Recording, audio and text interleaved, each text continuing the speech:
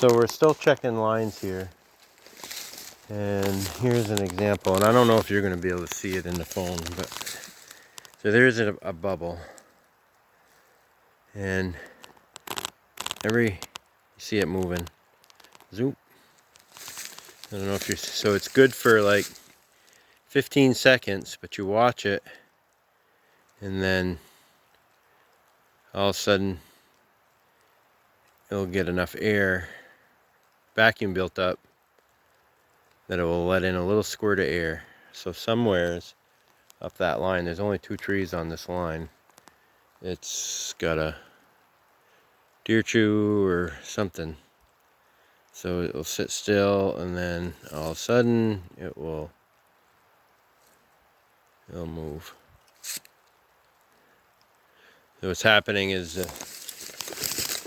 vacuum builds up to like 27.5. It'll just enough to leak, lets in a little bit, but as soon as the vacuum drops below 27.5, because it let in some air, it seals itself up. So we'll go up and start here. I'll see if I have enough video to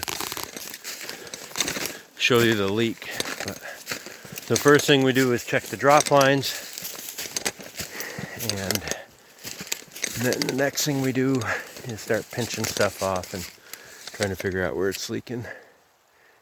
So I seen some movement right there. It might or might not be it. Could be a bad hole too. So we pinch that off. We see if that hole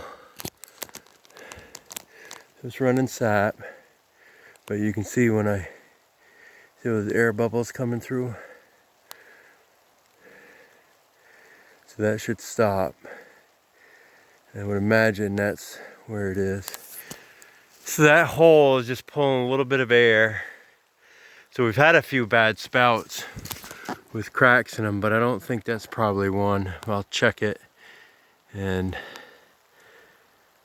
probably re-drill that tree. All right, I'm gonna pause it for a minute. So I pulled the spout and I'm checking it, and I don't see any air bubbles in there at all. So I let it fill, I let the sap drain down in, and it's sealed up. So I'm thinking it's probably that hole. So I'm gonna re-drill it and see what happens.